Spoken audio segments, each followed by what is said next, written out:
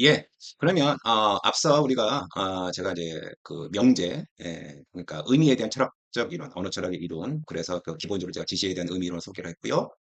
그다음에 이제 의미와 관련해서 이제 뭡니까 명제의 중요성에 대한 이제 얘기를 했고, 그다음에 이어서 이제 그 우리가 흔히 말하는 내포와 외연, 외연과 내포라고 하는 의미의 두 가지 구분에 대한 어떤 시작이 되는 그 소위 말하는 그것이 왜 나올 수밖에 없었는가, 그리고 그것이 왜 중요한가에 대해서 프레게라는 어떤 철학자, 어, 논리학자, 수학자의 어떤 그 센서 레퍼런스라는 이론을 통해서 한번 간략하게 제가 설명드렸습니다. 정말 간략하게 설명드렸습니다.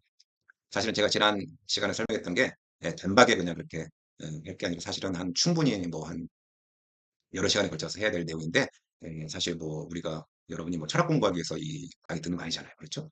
출연 현장에서 고득점을 받기 위해서 하는 거니까 일단은 최대한 여러분의 시험 문제를 푸는데 도움이 되는 방식으로만 제가 지금 정리해서 설명을 드리고 있는데, 아마도 여러분들 여전히 잘 이해가 안 되는 부분이 있었을 것 같아요. 근데 그것들은 우리가 이제 문제 풀어가면서 한번 접근하면은 또 그 앞서 제가 얘기한 내용들이 어떤 맥락에서 이게 어떤 의미를 갖고 있는가를 이제 파악할 수 있습니다. 예, 그럼 문제 한번 보도록 하겠습니다. 예, 말씀드렸던 것처럼 언어 철학에 대한 문제인데, 첫 번째 거는 이제 이게 교재 54번에 해당하는 거고요. 2025년, 2025년 리트 추리논정 짝수형 23번인데, 이게 아마 홀수형도 아마 같을 거예요. 예, 같은 걸로 알고 있습니다. 네, 한번 보도록 하겠습니다. 아마 이게 풀어보신 분도 있겠지만은, 제가 이제 문제 풀면서, 몇 가지 이제, 문제 풀면서도 제가 중요한 어떤 문제, 그러니까 뭐, 추리논정 문항을 푸는 데 있어서 일반적인 어떤 팁도 드릴 테고, 또한 이제 이런 철학에 관련된 문항을 푸는 데 있어서 어떤 팁도 드릴 것이고, 또 이런 어떤 철학 중에서도 어떤 주제에 대해서 우리가 문항을 푸는 데 있어서도 어떤 도움을 줄 수 있는지에 대해서 말씀을 드리도록 하겠습니다. 그래서 중간중간 단순히 제가 이 문제를 푸는데 좀 한정되는 게 아니고, 중간중간 여러분들이 전체적으로 추리 논증을 준비하는 데 있어서 도움이 될 만한 어떤 이제 뭐 팁 또는 제안들을 좀 드리도록 하겠습니다. 그래서 우선 제가 먼저 드리고 싶은 거는 이 문항들을 이제 특히 이제 철학 관련된 문항들을 제가 이제 나중에 좀 정리를 해서 말씀 더 드리겠지만은, 이 철학에 대한 문항들은 사실 이 제시문에 정보가 많지가 않아요. 철학의 제시문에 정보가 많지 않습니다. 그래서 보시게 되면, 그럼 도대체 정보가 많지 않으면 어떤 문제가 있냐면 이 선지, 선지를 만들기가 쉽잖아요. 선지 5개. 예. 그래서 잘 보시면 아시겠지만, 뭐 아시는 분들이 있겠지만, 여기 보면 이제 보기 형태로 되어 있는 거 있죠. 이걸 갖다 뭐라고 그래? 이렇게 되어 있는 거. 이런 걸 뭐라고 그래? 합답형이라고 보통 합니다. 합답형. 들어보셨어요? 합답형. 이 합답형은 뭐냐면 1, 2, 3, 4, 5, 물론 1, 2, 3, 4, 5가 있지만은 각각의 선지에 대해서 뭡니까? 문장들이 있는 게 아니고 이렇게 세 개의 선지를 놓고 여기서 고르라는 거예요. 그러면 이게 갖고 있는 의미가 뭐냐면, 여러 의미가 있는데 한 가지는 뭐냐면, 선지 5개를 만든 만큼의 정보를 얻기가 어려운 거예요. 이 지금 제시문의 이 내용과 한번 가지고 무슨 이해되세요? 그래서 보면 의외로 이런 철학, 특별히 이런 논리적인 배경을 갖고 있는, 논리적인 내용을 담고 있는 문제들은 이 합답형이 이 문제의 가능성이 굉장히 높습니다.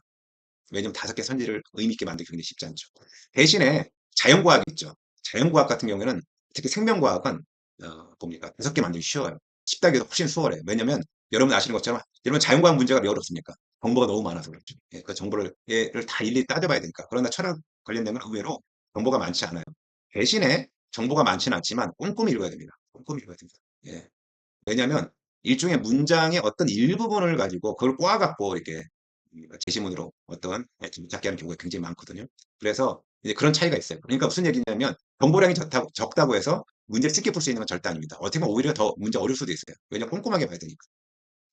그렇죠? 왜냐면 무심코고 지나갈 수 있는데, 거기서 오히려 이제 문제를 풀 수 있는 피해가 있을 수 있고, 여러분이 어떤 함정에 빠질 수도 있는 그런 부분들이 있는 거예요. 그런 분들 여러분이 염두에 두는 게 좋습니다. 그래서 합답형이 나오면 굿뉴스는 뭐냐면, 이게 세 개의 선지에 대해서 우리가 생각할 수 있구나라는 게 굉장히 굿뉴스죠. 여기서 판단하면 되는 굿뉴스지만, 또 이제 또 다른 한편으로는 예, 세 개로만 했기 때문에 상당히 이제 문제를 갖다가 아주 그러니까 이 제시문의 특정 부분에 대해서를 꼼꼼히 읽지 않으면 틀리게끔 하는 이제 그런 문항의 가능성이 높다는 거예요. 필연도적 크게 네 가지로 볼 수 있어요. 그렇죠? 분석, 논리적 분석, 논리적 추론, 네. 그 다음에 뭡니까? 어떤 원리와 사례, 그렇죠? 그다음에 크게만 5가지겠네요. 또 하나는 뭐냐면 강화, 약화. 이 문제 많죠. 강화, 약화. 또 하나가 이제 논리 퍼즐이죠.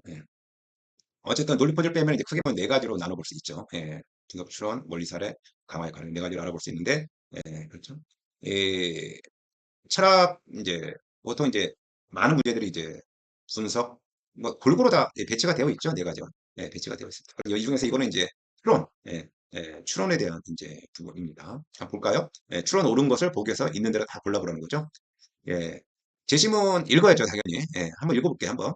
여기 보면 이제 우리가 앞서 보았던 문장 명제입니다. 문장이 가지고 있는 의미를 흔히 명제라고 부른다. 우리가 앞서 본 내용이죠. 다음은 명제는 무엇인가에 대한 서로 다른 의견이다. 예. 그러니까 제가 앞서 소개한 거는 이제 하나의 이제 뭡니까? 출발점이 될 만한 내용이고, 그 이후 여러 가지 논의가 있는데, 그 중에 이 명제에 대한 이제 현대적 논의가 나옵니다. 하나 봅시다. 문장이 표현하는 명제는 곧 그 문장이 참인 가능 세계들의 지평이다. 그 여러분 요거 잘 기억하셔야 됩니다. 가능 세계. 가능 세계. 그 여러분들 이제 추리논 중 뭐 최근까지 나온 여러 가지 이제 특히 이런 언어 철학이라든가 논리학에 대한 이제 문항들을 보게 되면 이 가능 세계라는 게 엄청나게 많이 나와요. 예, 많이 나와요. 그리고 앞으로도 계속 나올 거예요. 가능 세계라는 게 뭐냐? 야, 가능 세계는 어려운 개념이 절대 아닙니다. 현재 우리가 살고 있는 무슨 세계입니까? 우리 현재 살고 있는 실제 세계죠. 실제 세계가 아니면 다 가능 세계예요. 무슨 말인지 이해되세요? 그래서 가능 세계는 크게 보면 두 가지로 볼 수 있어요. 하나는 뭐냐면 이거 지우고 제가 할게요. 자, 네, 가능 세계는 이제 크게 두 가지로 볼 수 있어요. 하나는 뭐냐면 이제 물리적 가능 세계라는 게 있어요. 가능 세계가 있고 그다음에 또 하나는 뭐 논리적 가능 세계가 있습니다. 뭐 이거 몰라도 상관없을 것 같지만 언젠가 이게 또 필요할 수도 있어요. 그래서 그냥 제가 먼저 설명을 드리면 물리적 가능 세계는 뭐냐면 물리 법칙은 그대로 적용되는 세계라 보시면 돼요. 그러니까 무슨 얘기냐면 현재 우리 세계는 마이크가 있죠. 근데 어떤 가능 세계는 마이크가 없어요. 무슨 말인지 이해되세요? 그렇게 그리고 현재 우리 세계는 뭡니까? 뭐죠? 인터넷이 있죠. 어떤 가능 세계가 인터넷이 없을 수 있어요. 그렇죠? 이런 것들이 이제 물리적 가능 세계인데 논리적 가능 세계는 그보다 훨씬 뭡니까? 뭡니까? 그러니까 훨씬 더, 뭐라 그럴까요? 예, 그 가능성이 훨씬 큰 거예요. 무슨 얘기냐면, 논리적 가능 세계는 우리가 상상할 수 없는 것까지 다 들어와 있어요. 뭐, 논리적 가능 세계 가면 뭐 지구가 없다거나, 무슨 말인지 이해되세요? 그러니까 완전히 뭐, 현재 우리가 지금 뭡니까? 지배를 받고 있는 우주의 법칙이 전혀 적용이 되지 않는 세계라든가, 이런 게 전부 다 들어올 수 있어요. 무슨 말인지 이해되시죠? 근데 어쨌든 여기서 이제 일단 얘기하는 이제 가능세계라는 것은 이제 아마도 논리적 가능세계일 것 같은데, 그래서 뭐라고 하냐면 문장이 표현하면 그 문장이 참인 가능세계들의 집합이다. 그러니까 여기 보시면, 그러니까 여러 가지 가능세계가 있는데 그 가능세계에서, 그렇죠? 참인, 예. 어떤 가능세계는 참이될 수가 어떤 가능 참이 안 될 수도 있죠. 그러니까 참이 되는 가능세계들의 집합을 모아놓은 거라는 거예요. 그러니까 수철인 키가 크다라는 문장과 수철인 학생이나 문장 서로 다른 명제를 표현하는데, 당연히 다른 명제죠. 이는 수철이가 키가 큰 가능세계의 집합과 수철이가 학생인 가능세 집합이 서로 다른 집합이기 때문에 서로 이게 두 의미가 다르다는 거예요. 만약 이런 문장이 모든 가능세계에서 참이라면, 모든 가능세계라고 했죠. 모든 가능세 참이라면 그 문장이 표현하는 명제는 모든 가능세계들의 집합이다. 이 부분 중요한 것 같아요. 가령 3은 홀수이거나 홀수가 아니다. 이거는 뭐 대중률이라고 그러죠. 이런 거 갖다가. 이런 거 갖다가 이제 A와 not A. 예, 아니 뭐 이렇게 제가 표시할게요. 나중에. 예, 이거는 뭐예요? 이걸 배중률이라고 보통 얘기하는데. 예. 그러니까 이거는 배중률은 늘 참이에요. 항상 참인데 이게 항상 참인 이유는 뭡니까? 우리가 중요한 전제가 있죠. 이건 항상 참이에요. 항상 참인. 아 이거 좀 이상하다. 그렇죠. 항상 참인데. 예. 항상 늘 참인데 그 이유는 뭡니까? 이게 여기 전제가 뭐냐면 참 아니면 거짓이라는 그 전제가 있기 때문에 이 배중률은 작동하는 거예요. 항상 참인 거예요. 근데 배중률 안 받아들이는 사람들도 있어요. 어떤 사람들? 예, 진리값이 참과 거짓이라고만 주장하는 사람들은 배중률을 받아들이지만 여기 대해서 여기 대해서 이제 뭡니까 의문을 하는 사람도 있어요. 왜 진리값이 두 개밖에 없어? 참만 거짓이야? 다른 진리값도 가능하잖아. 그렇죠? 이렇게 주장하는 사람은 배중률을 받아들일 수가 없어요.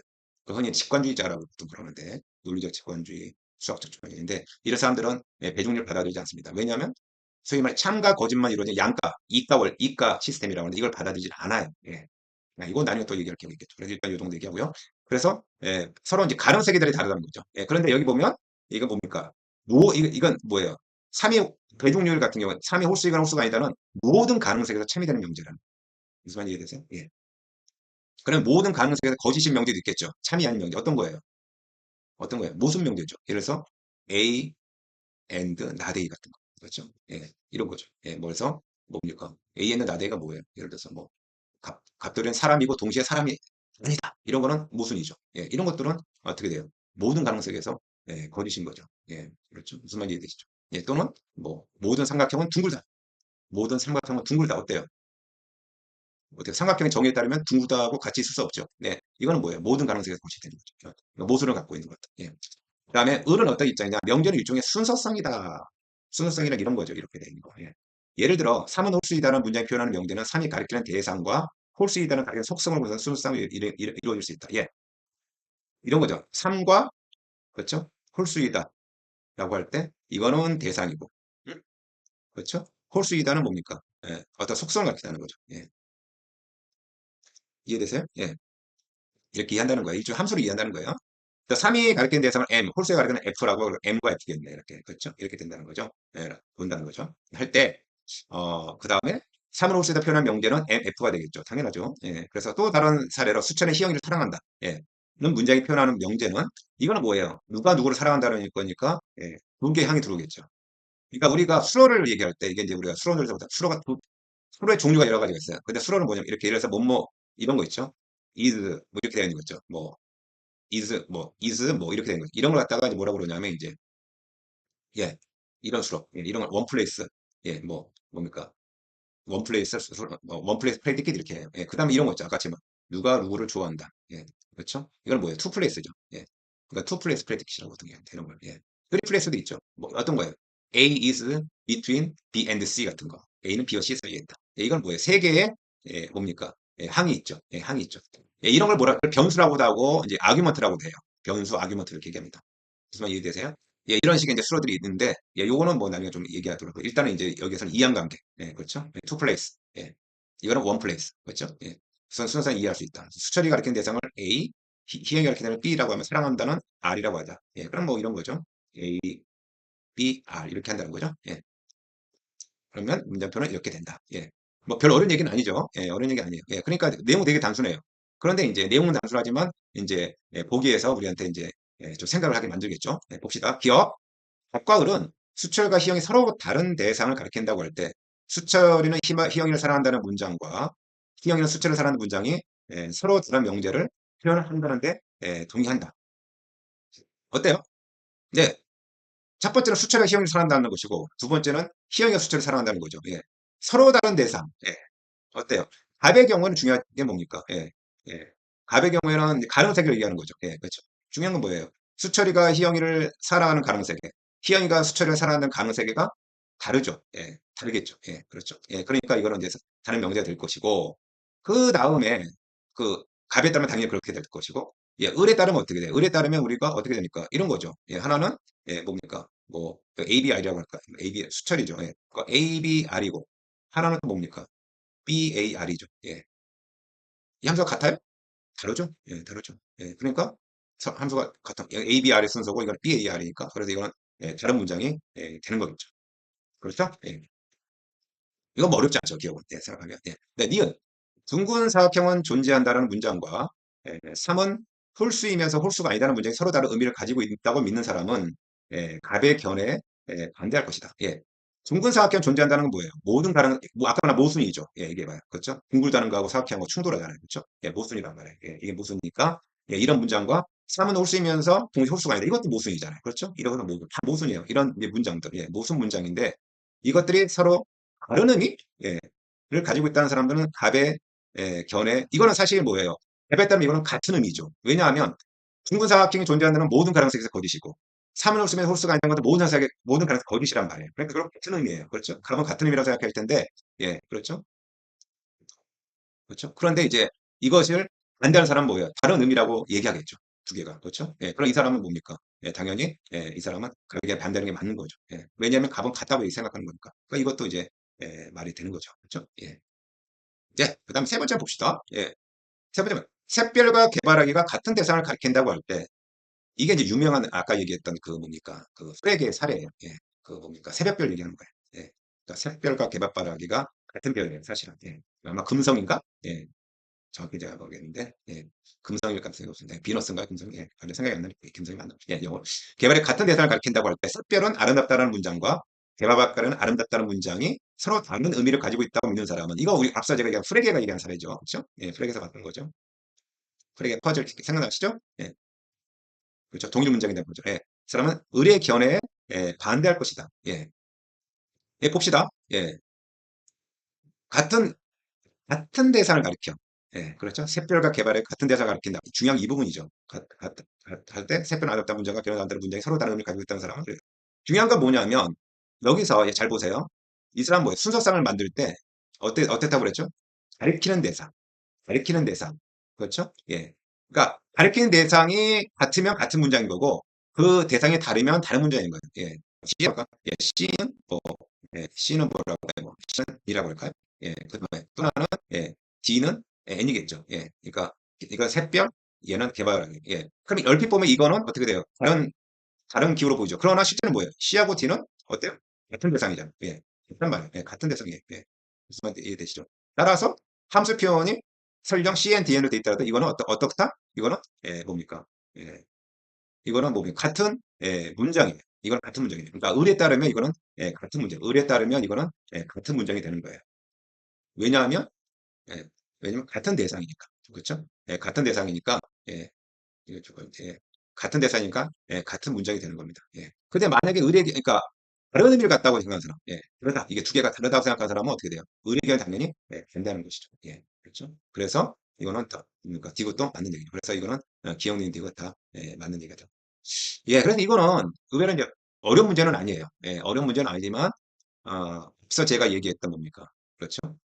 내포와 외연에 대한 얘기를 여기서도 하고 있는 거예요. 그렇죠? 예, 다른 의미를 가지고 있다고 생각하는 거예요. 내포가 다르다고 생각하는 거죠. 그런데 여기 보시면 이 순서상으로 이 사람이 의 같은 거 얘기를 하지만 순서상으로 표현하지만 결국 뭐예요? 순서상으로 표현하더라도 그것이 같은 대상을 가리키고 있으면 같은 예, 문장이 되는 거고 그것이 다른 대상을 가리키고 있으면 다른 문장이 된다는 거예요. 그렇죠? 예, 그러니까 외연이 다르면 예, 다른 문장이 보는 거고 의리라는 사람은 외연이 같으면 같은 문장이 보는 거예요. 그러나 이것은 뭐예요? 반대하는 사람은 예, 외연이 같더라도 내포가 다르면 내포가 다르죠. 예, 색별과 개발의 내포는 다르잖아요. 그러니까 다르다 고르지만 예, 그런 이제 그렇지 않, 을은 그렇게 보는 게 아니죠. 그러니까 을은 외연 문장이니까. 예. 물론 여기서 이제 여러분들이 이제 뭡니까? 예, 그 뭐죠? 예, 내포와 외연을 구분하지 않더라도 그렇죠? 않더라도 문제 풀 수 있지만 중요한 건 그걸 좀 알고 있으면 이 문장의 이제 맥락이 뭔지 이제 대략 파악할 수 있죠. 그러니까 이런 문장이 이 내포와 외연의 문장이 22년도에 나왔지만 바로 26년도 바로 최근에 또 나왔단 말이에요. 나면 보겠지만 제가요 또 나왔어요. 외연 내포문도. 그리고 앞으로도 또 나올 거예요. 다른 방식으로 여러 가지 베리에이션을 나올 수 있는 거죠. 예, 이거 한번 이제 찬찬히 한번. 그래서 이 문제 아까 말씀했죠. 이 문제 굉장히 단순해 보지만 실제로는 선지가 많지 않아서 쉽게 풀 수 있느냐 그렇지 않죠. 왜냐하면 제시문을 대신에 꼼꼼히 읽어야 되는 거예요. 예, 꼼꼼히. 예. 그러니까 이걸 잘 기억하십시오. 어떤 논리적인 제가 정리할게요. 논리적인 내용을 담고 있는 제시문은 의외로 정보가 많지는 않습니다. 그러나 대신에 어떻게 읽어야 된다? 꼼꼼히 분석적으로 읽어야 된다. 이게 핵심이에요. 예, 그거를 잘 기억하시면서 문제를 푸시는 게 중요합니다. 예, 그럼 다음 문제 한번 보도록 할게요. 예, 또 다른 문제 한번 보도록 하겠습니다. 이번에 이제 그러니까 분석 제가 뭐죠? 분석 추론, 원리와 사례, 그다음에 논증 강화 역할 이렇게 얘기했는데 이번에 분석, 분석도 상당히 문제가 많은데 이거 이제 분석 이제 여기 이제 우리 교재 26번에 해당하는 거고요. 2023년도, 23년도 홀수형 17번에 나왔던 문제입니다. 예, 이 문제가 조금 이제 까다로울 수도 있는 부분인데 한번 볼게요. 예, 다음 글에 대한 분석을 옳은 것만을 보기에서 있는 대로 골라보자. 그런 것은 어떤 학자들은 한국어 연결사 또는 이 두 가지 다른 종류의 의미를 표현하는 데 사용되는 애매한 용어라고 합니다. 예, 또는 여러분 이제 나중에 제가 기본적인 논리적 뭐입니까? 논리학에 대한 기본적인 이제 강의를 할 텐데 그때 연결사에 대한 얘기를 할 거예요. 그때 이제 오화에 대한 얘기를 할 거예요. 오화. 예, 오화를 갖다 뭐 이렇게 표시하는데 기호로는 오화에 두 가지 해석이 있어요. 하나는 뭐냐면 그 인클루시브한 해석이고 또 하나는 익스클루시브한 해석이에요. 예, 이걸 알고 있는 분들은 아마 이 제시문이면 바로 무슨 얘기인지 알 거예요. 근데 이거 모르면서 한참 생각할 거예요. 예, 근데 이건 보면은 의외로 심플합니다. 이걸 알고 보면은 굉장히 어떻게 보면 좀 뭐 전체적인 그 뭡니까 뭐죠 그 제시문의 내용을 이해하는 데는 큰 어려움이 없어요. 그러니까 인클루시브 하다는 건 뭐냐면 이런 거예요. 예, 뭐 여기 제시문에 나와 있지만은 우리가 이제 그 뭐 그러니까 여러분 그런 거 있죠. 뭐냐면 익스클루시브를 먼저 볼까요? 예. 그러니까 여러분 이제 뭡니까 레스토랑에 가서 이제 뭐 예를 들어서 이제 뭐죠? 뭘 먹었습니까? 이제 무슨 코스 요리를 먹으면은 뭐 처음에 뭡니까? 뭐 전체 스프 전체 뭐 그죠 메인 그다음에 나중에 디저트가 나온단 말이에요. 그 디저트 보면 보통 어떻게 그 메뉴판에 되어 있냐면 어떻게 되어 있어요? 뭐 이렇게 되어 있죠. 뭐 커피와 뭐 아이스크림 뭐 보통 이렇게 되어 있어요. 예. 커피와 아이스크림. 커피 또는 아이스크림. 커피 또는 아이스크림. 이게 무슨 얘기죠? 예, 커피 먹으면 아이스크림 선택하는 게 아니고 아닌 게 되고 아이스크림 선택하면 커피를 못 먹는 게 되는 거예요. 이게 바로 이제 배타적 해석이에요. 근데 우리가 하는 논리학은 뭐냐면 인클루시브하게 해석을 해요. 그러니까 뭐냐면 커피와 아이스크림 해버리면은 인클루시브한 해석이 있다는 뭐냐면 커피를 먹을 수도 있는 거고 가능성이 있는 거고 아이스크림 먹을 가능성도 있는 것이고 커피, 아이스크림 모두 먹을 가능성도 있는 거예요. 네. 그러니까 논리학에서는 모두 다 인클루시브하게 먹었습니다. 네. 왜 그러냐? 예, 그거는 이제 오화가 갖고 있는 특성 때문에 그래요. 우리가 오화라는 문장으로부터 어떠한 문장이 반드시 따라 나올 수 있는데 그 문장이 도대체 오화를 A와 B라고 하면 A로부터 나올지 B로부터 나올지 알 수 없어요. 근데 우리가 C라는 문장이 A와 B로부터 따로 나온다고 한다면 그때 우리가 A와 B로부터 C가 따로 나오는 것을 믿을 수 있는 건 뭐냐면 A로부터도 C가 따라 나올 수 있어야 되고 B로부터도 C가 따라 나올 수 있어야 된다는 거예요. 제가 한번 쓸까요? 예. 그래야지만 우리가 A와 B로부터 C가 따라 나온다고 얘기를 할 거예요. 그러니까 인클루시브를 어떤 그런 여러 가지 가능성, 모든 가능성을 고려한다는 의미에서 이제 인클루시브가 이제 중요한 역할을 하는 겁니다. 그래서 그런 뭐 여기다 이제 물론 인클루시브가 필요한 경우도 있죠. 예, 있고요. 그 다음에 이제 뭐 언제 나중에 기회 되면 얘기를 하겠지만 뉴럴 네트워크라고 하죠. 신경망 컴퓨터 AI 중에서 그 머신러닝 기계학습 AI 중에서 뉴럴 네트워크가 있는데 뉴럴 네트워크가 초창기에 잘 작동되지 않았던 이유 중에 하나는 뭐냐면 바로 이 익스클루시브 오화를 표현할 수 없, 이거에 대한 어떤 값을 보일 수 없기 때문에 이제 초창기 신경망 컴퓨팅 AI가 상당히 거기에서 좌절을 하게 됩니다. 네, 그것도 나중에 기회가 되면 얘기를 하죠. 일단 봅시다. 그래서 두 가지 의미가 있다. 그래서 보면 이렇게 돼요. 보세요.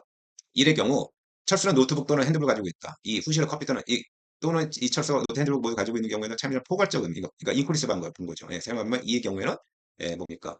후식으로 커피에 녹차를 모두 주는 경우 문제에 거짓되는 배타적 의미를 쓴다. 말 어렵게 썼지만 어쨌든 둘 다 주는 경우는 없다는 거예요. 근데 일 경우에는 이거는 인클루시브한 거고 그렇죠? 요거는 이제 익스프레스인 거죠. 하지만 이는 니은 문자적 의미와 함의를 구분하지 못한 주장이며 이를 구분하면 또는 이 애매한 용어가 아니라는 이론을 구성할 수 있다. 그러니까 여기 이제 새로운 얘기를 더 하는 것 같아요. 그렇죠? 그러니까 뭐냐면 이런 이제 구분이 있는데 이러한 구분은 결국 문자적 의미와 함의라는 걸 구분하지 못해서 나온 것이며 만약 우리가 문자적 의미와 함이라는 것을 구분하면 또는 이 애매한 용어가 아니라는 이론을 구성할 수 있다는 거예요. 이것이 애매한 용어가 이렇게 두 가지 쓸 수 있는 게 아니라면. 그러니까 어떤 경우자 볼까요? 3. 어떤 회원들은 파티에 참석할 수 있다. 문장 3이 문자적 의미라는 건 뭐냐면 literally죠. 말 그대로, 말 그대로, 문장 그대로 표현한 내용은 어떤 회원들 파티에 참석할 수 있다. 그런데 3을 사용하지 않는 경우 사용하지 않, 아니, 3을 사용하는 많은 경우 시험입니다. 잘안 보여요. 많은 경우에 좀 크게 볼게요. 어떤 이나 다른 사용은 화제의 의도는 모든 회원들이 파티에 참석할 수 있는 것은 아니다. 라는 내용 역시 청자에게 전달하는 것이다. 그렇죠. 어떤 회원들이 파티에 참석할 수 있다라고 할 때 모든 회원들이 반드시 참석하는 건 아니죠. 그렇죠. 그러니까 참석하는 건 아니라는 내용 역시 청자에게 전달하는 것이다. 하지만 이는 문자적 의미가 아니라 함의로서 전달한다는 거예요. 이게 함의가 이 사람이 말한 함의에 대한 어떤 이제 뭡니까? 정의가 있는 거죠. 왜냐하면 문자의 의미와 달리 특정 면에서 전달한 함의 경우 그 함의된 내용에 이게 중요한 부분이다. 함의된 내용의 부정을 표현하는 문장을 원래 뒤에 나열해도 두 문장 사이에 어떠한 논리적 모순도 발생하지 않기 때문이다. 잘 와닿지 않죠. 그렇죠? 그러니까 함의된 내용이 뭐예요? 여기서 아까 모든 회원들이 파티에 참석할 수 있는 것은 아니다라는 거죠. 근데 여기에 이거의 부정은 뭐예요? 모든 회원들이 파티에 참석할 수 있다죠. 그렇죠? 그러니까 무슨 말이냐면 원래 문장에다가 그 함의된 문장의 부정을 이렇게 같이 연결해도 전혀 모순이 일어나지 않는다니까. 파티에 참석할 수 어떤 회원들은 파티에 참석할 수 있다. 물론 모든 회원들이 파티에 참석할 수 있다. 그래서 어떤 모순도 발생하지 않는다는 거예요. 이거는 왜 그러냐면 어떠한 맥락 때문에 그런 거죠. 맥락. 그러니까 이런 것들이 성립하는 맥락이 있는 거예요. 그래서 함이란 것은 결국 맥락과 연결되어 있는 거죠. 여기서 얘기하는 거죠. 그렇죠? 무슨 말인지 이해되세요? 이게 우리가 뭔가 논리학을 공부시키는 논리학을 우리 학습하는 입장에서 보면은 그냥 그렇죠. 이 두 개를 그 입장에서 보면은 이거는 이걸 동시에 말을 못 할 수도 있어요. 그러니까 무슨 얘기냐면 어떤 애들이 파티에 참석한다고 해서 정말 모든 애들이 파티에 참석할 수 있는 거야? 그런 건 아니죠. 이건 어떠한 맥락에서는 이런 의미를 갖고 있는 거죠. 그러니까 어떤 애 참석할 수 있어? 그래. 적어도 그렇죠. 일부는 참석 그리고 적어도 몇 명이니까 모든 사람들도 나올 수 있는 거야. 이런 식으로 얘기한다는 거예요. 이거 모순은 없죠. 여기에. 그러니까 모순이란 건 뭐예요? 이게 바로 모순이죠. A and not A.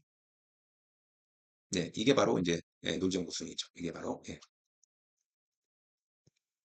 다시 말하면 두 문장이 모두가 동시에 참이 될 수 있어요, 없어요? 아니죠. 얘가 참이면 얘는 거짓이고 A가 거짓이면 not A는 참이죠. 제가 참고로 종종 TF로 표현할게요. 우리 말로 안 쓰고 마찬가지로 디귿 이거 니은에 대한 얘기 아까 있었죠, 그렇죠? 니은이 있었고 그다음에 이번엔 디귿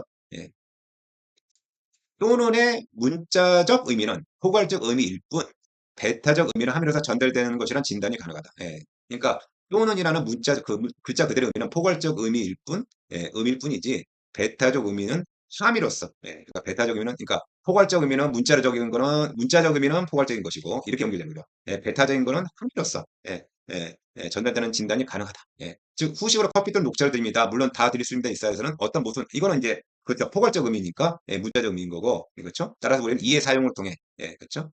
두 번째 문장이죠. 당연히 커피와 녹차를 모두 드릴 수는 없다가 예, 원래 문장의 문자적 의미가 아니라 함이었다고 결론냈어요. 예, 예, 그런 이제 아까 그랬죠. 커피와 녹차 모두 드릴 수 없다라는 것이 함이로서 얘기한다는 거예요. 예, 그렇죠. 그 배타적인 경우에는 이해되세요? 예, 요거를 이제 잘 이제 이해하셔야 되죠. 예, 이게 사실 그러니까 이것도 마찬가지예요. 잘 보세요.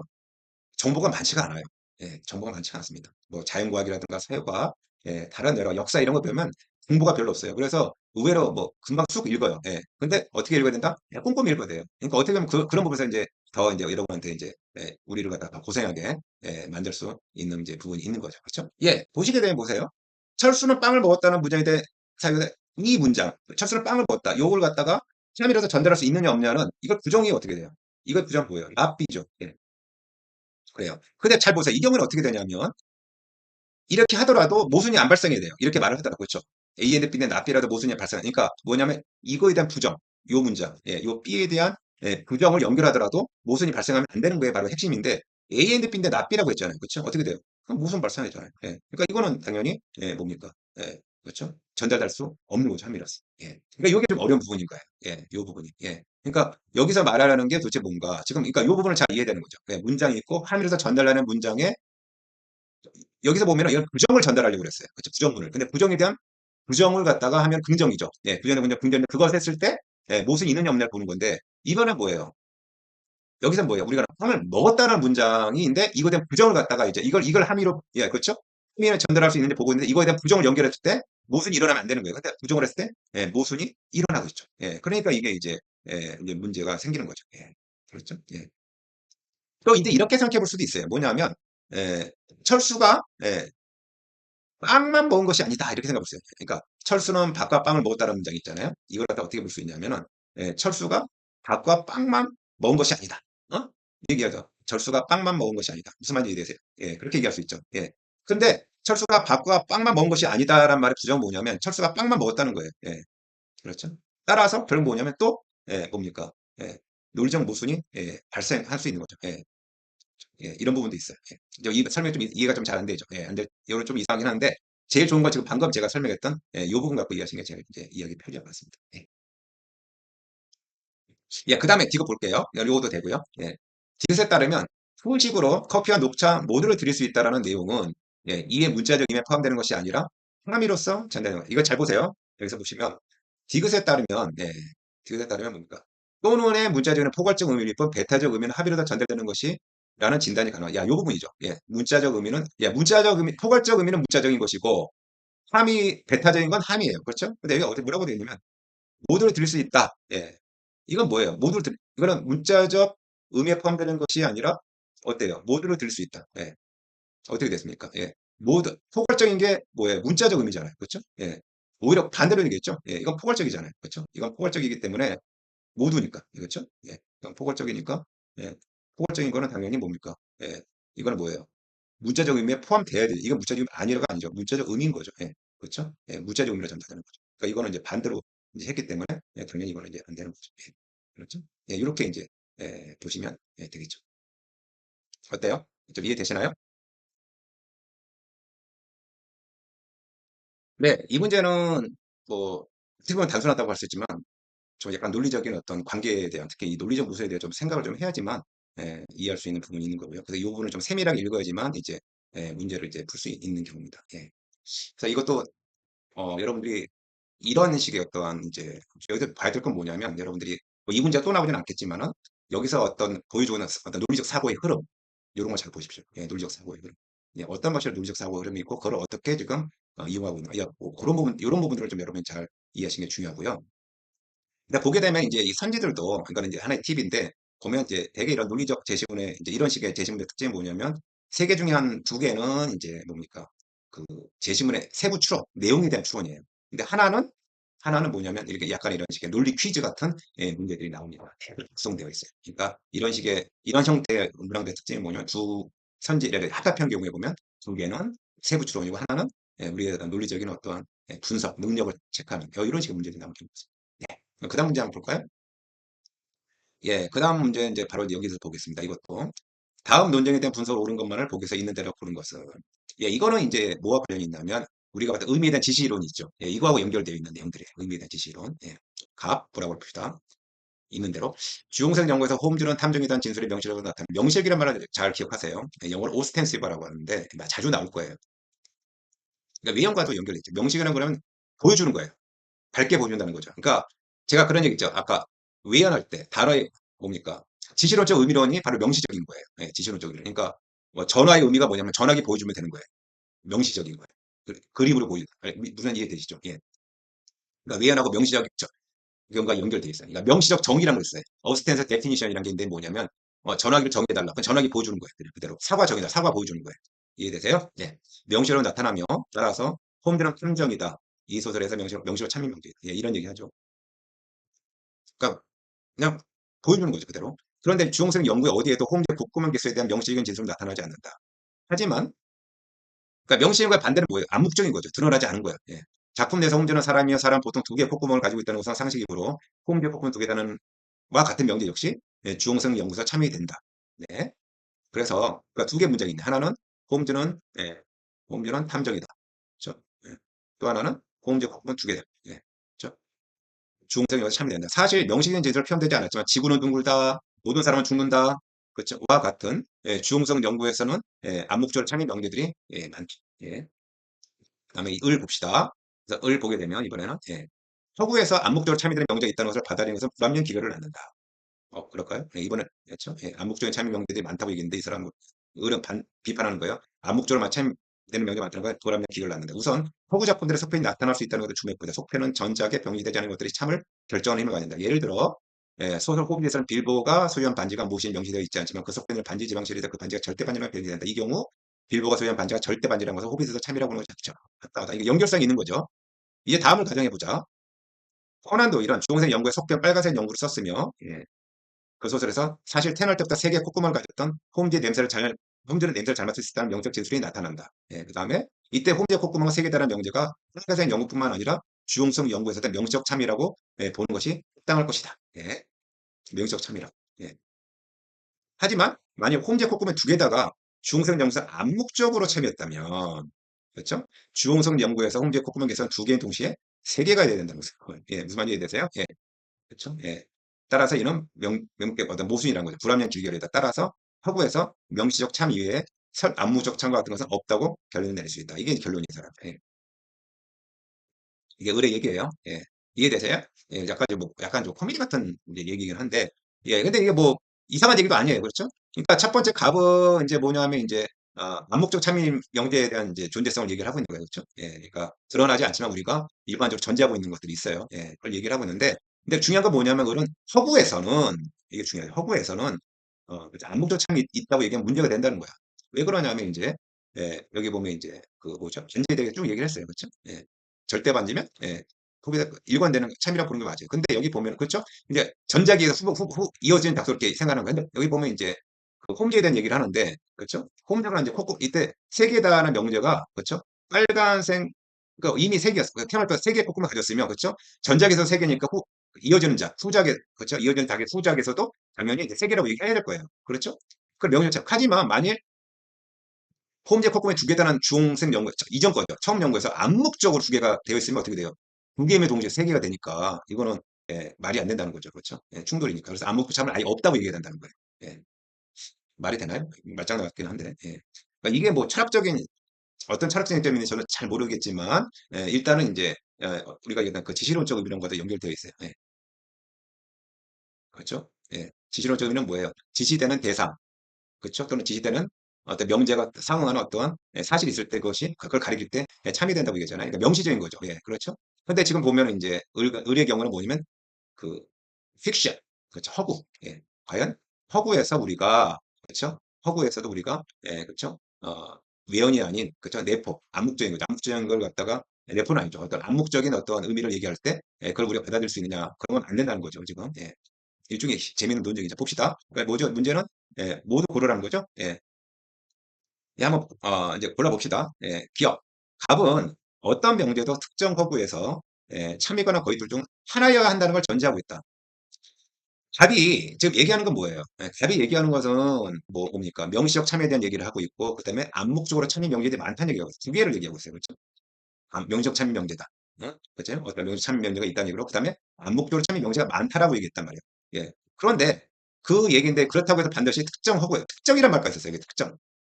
모든 명제, 어떠한 명제도, 그러니까 모든 명제가 특정 허구에서는 참이거나 거짓 둘 중에 반드시 하나의 연다를 전제하고 있습니까? 그러진 않죠. 그런 얘기를 하는 건 아니죠. 그러니까 그 전제를 해야지만 전제를 했을 때, 그렇죠. 그 전제를 했을 때 이게 반드시 따라 나옵니까? 지금 말한 거, 뭐 암묵적 전제가 암묵적, 그렇죠. 여기 말하는 뭡니까? 여기 말하는 암묵적으로 참인 정리들이 많다거나 어떤 명제들은 명시적 참이다라는 게 반드시 따라 나와야 돼요. 그렇지 않죠. 그렇죠. 그러니까 이거를 참여 거절 반드시 하나를 전제할 필요는 없는 거죠. 그런 얘기를 하고 있는 거예요. 그러니까 이건 아니죠. 그다음 니은 을에 따르면 현재 홈제 콧구멍 두 개다는 중세 연구에서 책이었다가 나중에 거절 판단. 홈제 콧구멍 을은 어때요, 그렇죠? 두 개에 달하는 중세 연구에서 참이었다가 그래 나중에 거짓으로 바뀔 수 있다라고 해요. 그렇게 생각합니까, 이 사람은요? 어때요? 을은 어때요? 지금 보시기에. 을은 기본적으로 어떤 사람입니까? 명시적 참만 얘기하잖아요. 명시적 참만. 그렇죠? 명시적 참만 인정하겠다는 거야, 이 사람은. 이게 핵심이에요. 명시적 참은 뭐예요? 거기에 대한 사실이 있어야 되는 거죠. 근데 이게 그 사실은 그대로 유지되는 거죠. 근데 갑자기 꿈에 두 개다 세 개, 그렇죠? 거짓 세 개로 바뀌는 거 인정해요? 아니죠. 바뀔 수 없죠. 그럼 오히려 그거 안 되는 거죠. 그렇죠? 그러니까 이 사람 명시적 참만 인정하니까 을은. 이해되세요? 명시참의 경우는 충돌되는 거 아니에요. 두 가지 사실이 지금. 두 개와 세 개가 안 되는 거죠. 디귿, 을에 따르면 지구는 둥글다라는 진술이 주홍색 연구에 명시되지 않은 경우에도 명제 지구는 둥글다가 주홍색 연구에서 참여되는 상황이 있을 수 있다. 봅시다. 뭐 기억력은 아니고 디귿이 답이겠네. 그렇죠? 근데 제가 뭐 그래 답이 봅니다. 지구는 둥글다라는 진술이 주홍색 연구에서 명시되지 않은 경우에도 명제 지구는 둥글다가 주홍색 연구에서 참여되는 상황이 어때다 있을 수 있다.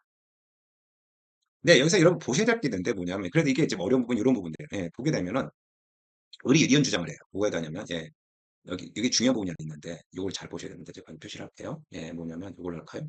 보면은, 속편은, 을이 주장하는 거예요. 속편은 전작에 명시되지 않는 것에 참을 결정할 힘을 갖는다. 그 얘기를 해보세요. 예를 들어, 소설에서 빌보아가 어쩌고저쩌고 했는데, 속편제에서 그 변제 절대 반제, 그러니까, 명시되지 않았지만, 전제가 절대 변제라고 명시되는 거죠. 연결되는 거죠. 이게 무슨 얘기인가 하면, 이게 보세요. 을에 따르면 지구가 둥글다는 진술이 주홍색 연구에서 명시되지 않은 경우에도 명제 지구는 둥글다 중성에서 참여되는 상황이 있겠죠. 왜냐하면 연결되는 거니까.